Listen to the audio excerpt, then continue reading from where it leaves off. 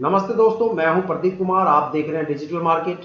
Video शुरू करने से पहले बता दूं, ये वीडियो एक एजुकेशनल पर्पज़ के लिए है। अगर आप स्टॉक मार्केट में कोई भी फाइनेंशियल इन्वेस्टमेंट करते हो तो अपने फाइनेंशियल एडवाइजर से सलाह जरूर लें या फिर अपनी सोच समझ के साथ ही स्टॉक मार्केट में इन्वेस्टमेंट करें।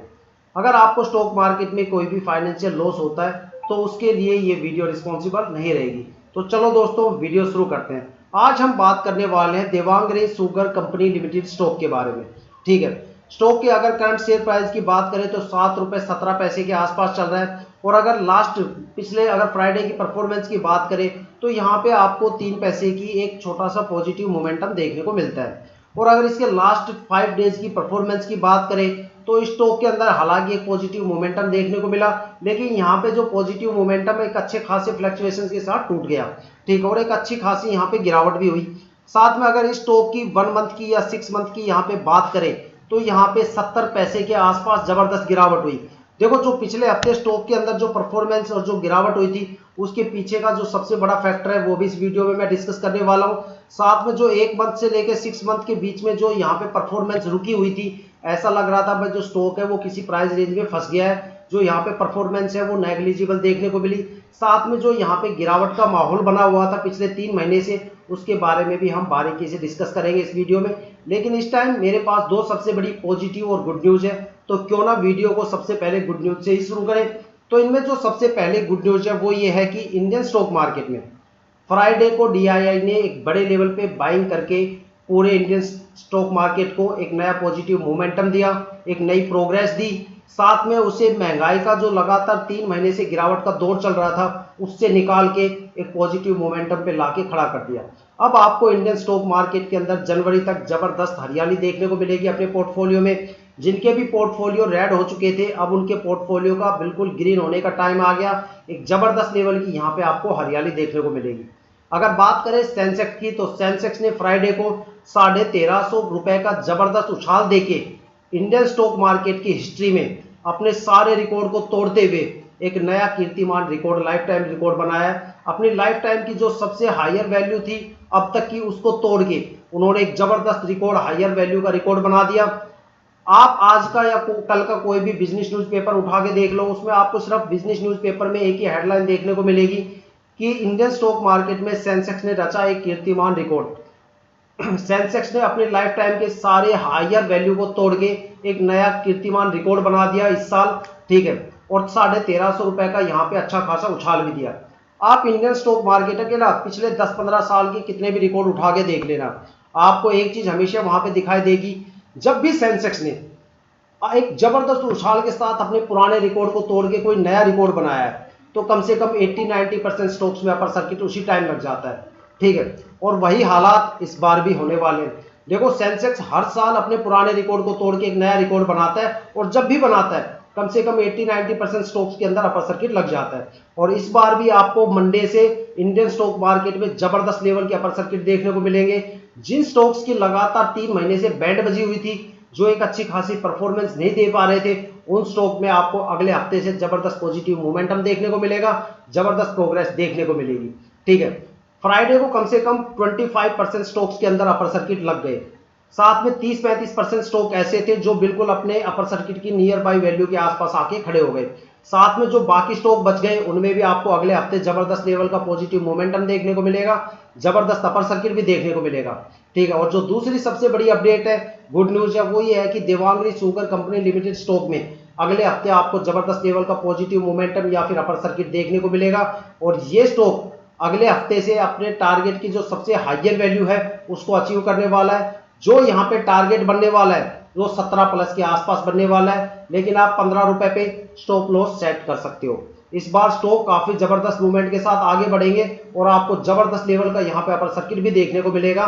ठीक है, अब बात करने वाले हम देवांगरी शुगर कंपनी लिमिटेड स्टॉक के फंडामेंटल के ऊपर।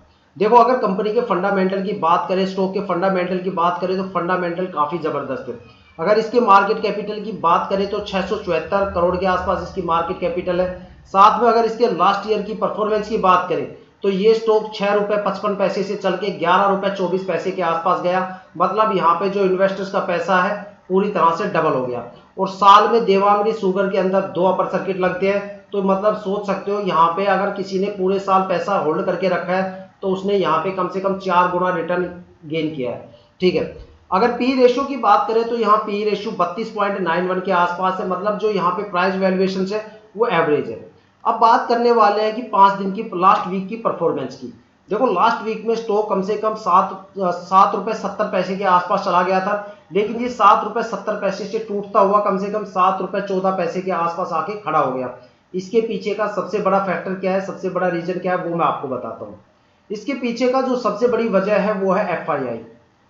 जब से हमारे संसद में बजट आया तब से लेके अब तक लगातार 3 महीने में FII ने कम से कम 30,000 करोड़ का बड़ी बिकवाली की है, बड़ा सोल्ड आउट किया है, जिसमें से 2 सबसे बड़े सोल्ड आउट उन्होंने सितंबर में किए हैं। पहला जो सितंबर में सोल्ड आउट किया वो 10 सितंबर को किया, और दूसरा जो सोल्ड आउट किया था वो लास्ट वीक में किया। ठीक है, जिसकी वजह से इंडियन स्टॉक मार्केट के अंदर जो FII की होल्डिंग है वो काफी हद तक गिर गई, जिसकी वजह से स्टॉक्स मार्केट में एक जबरदस्त गिरावट का सामना करना पड़ा। स्टॉक्स काफी ज्यादा गिर गए थे। ठीक है, हालांकि सेंसेक्स और निफ्टी पे कोई खास फर्क नहीं पड़ा, वो पॉजिटिव मोमेंटम के साथ चलते रहे, लेकिन मार्केट बिल्कुल अपोजिट डायरेक्शन में गिरावट के मोमेंट पे चल पड़ी थी। ठीक है, लेकिन DII ने यहाँ पे कमाल कर दिया। DII ने फ्राइडे को जो कमी FII ने मार्केट में दी थी उस कमी को DII ने पूरा कर दिया। DII ने बड़े लेवल के ऊपर बाइंग करके मार्केट को नया पॉजिटिव मोमेंटम लाके दे दिया, सेंसेक्स को नया रिकॉर्ड कायम करके दे दिया, साथ में मार्केट को पॉजिटिव मोमेंटम पे लाके खड़ा कर दिया।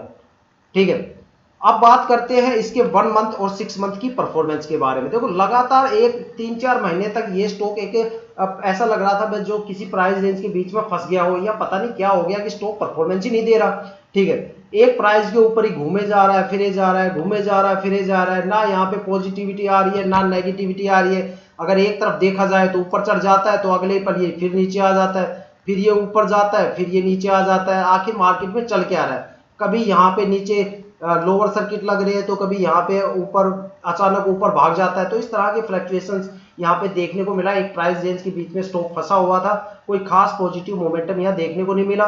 इसके पीछे के 2 सबसे बड़े फैक्टर हैं। सबसे पहला जो फैक्टर है वो है लिक्विडिटी का। देखो इंडियन स्टॉक मार्केट में लिक्विडिटी का कंसर्न पिछले 4-5 महीने से चल रहा है। देखो वर्ल्ड के अलग अलग स्टॉक एक्सचेंज का अलग अलग टाइम होता है अपनी लिक्विडिटी को कंट्रोल करने का, लेकिन इंडियन स्टॉक मार्केट में लिक्विडिटी को लीप ईयर में ही कंट्रोल किया जाता है। जो पुराने इन्वेस्टर्स होते हैं उनको पता होता है इस बात की, इसीलिए वो सिर्फ अपने पैसे को लगा के चैन की नींद सोते हैं। लेकिन जो नए इन्वेस्टर्स मार्केट में उतरते हैं उनको इस चीज का पता नहीं होता और वो पैसा लीप ईयर में गवा देते हैं। और जिसने लीप ईयर में पैसा गवा दिया वो फिर कभी स्टॉक मार्केट में पैसा नहीं लगाता। कम से कम 70% ऐसे इन्वेस्टर्स भी होते हैं। ठीक है, क्योंकि लीप ईयर में बड़ा क्रैश आता है और वो बड़े लेवल पे पैसा डबो के जाते हैं। ठीक है, क्योंकि लीप ईयर में लिक्विडिटी को कंट्रोल किया जाता है। अब लिक्विडिटी क्या होती है? लिक्विडिटी को आप वोलेटिलिटी भी बोल सकते हो, महंगाई दर भी बोल सकते हो।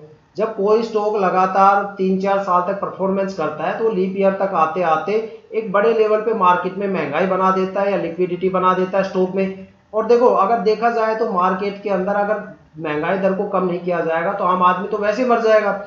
लिक्विडिटी का कॉन्सेप्ट सिर्फ स्टॉक मार्केट पे एप्लीकेबल नहीं होता, आम बाजार पे भी होता है। जहां पे आप दाल चावल खरीदते हो, सब्जी मंडी, अनाज मंडी, सभी पे ही होता है। सारे स्टॉक मार्केट से ही कनेक्ट होते हैं। ठीक है, तो उसको कंट्रोल किया जाता है लिक्विडिटी को लीप ईयर में। जिस स्टॉक में जितनी ज्यादा लिक्विडिटी वो उतनी ज्यादा गिरावट के साथ चलेगा। अगर स्टॉक के फंडामेंटल मजबूत हुए तो वो उस गिरावट को रोक लेगा, लेकिन वहां पे आपको परफॉर्मेंस भी देखने को नहीं मिलेगी। जिन स्टॉक के अंदर लिक्विडिटी जितनी कम रहेगी वो स्टॉक वहां से पॉजिटिव मोमेंटम में आगे बढ़ जाएंगे मार्केट में, और वहां से जबरदस्त वो रिटर्न देने के लिए मार्केट में निकल जाएंगे। ठीक है, अब बात करते हैं ऐसे कौन से सेक्टर थे जिनके अंदर सबसे ज्यादा लिक्विडिटी थी। उनमें IT सेक्टर था, रेलवे सेक्टर था, फार्मा, ग्रीन अप पावर, साथ में केमिकल सेक्टर। तो इस तरह के जो सेक्टर थे उनमें सबसे ज्यादा यहाँ लिक्विडिटी देखने को मिली, जिनका असर बाकी जो स्मॉल कैप और मिड कैप जो स्केल के जो स्टॉक्स है उन पे भी पड़ा। हालांकि लिक्विडिटी तो कुछ ना कुछ कहीं ना कहीं पे थी। ठीक है, लेकिन कुछ पहले निकल गए पॉजिटिव मोमेंटम के साथ, जैसे देवांगरी शुगर निकल गया। इसी तरह से कुछ स्टॉक ऐसे थे जहां लिक्विडिटी नहीं थी, जैसे शुगर हो गया, मिल्स के हो गए, टेक्सटाइल का हो गया, ज्वेलरी हो गए, ठीक है, फर्टिलाइजर्स के हो गए, लिक्वायर वगैरह के हो गए, सिगरेट जैसे ब्रांड हो गए, वो वहां से मार्केट से पॉजिटिव मोमेंटम में निकल गए। तो ये टोटल अपडेट थी अब तक की देवांगरी शुगर कंपनी लिमिटेड स्टॉक के बारे में। अगर आपको वीडियो अच्छी लगी हो तो चैनल को सब्सक्राइब जरूर कीजिएगा और इसी तरह की इंफॉर्मेटिव वीडियो के लिए बेल आइकन को क्लिक जरूर कीजिएगा, ताकि आप अपने आप को स्टॉक मार्केट में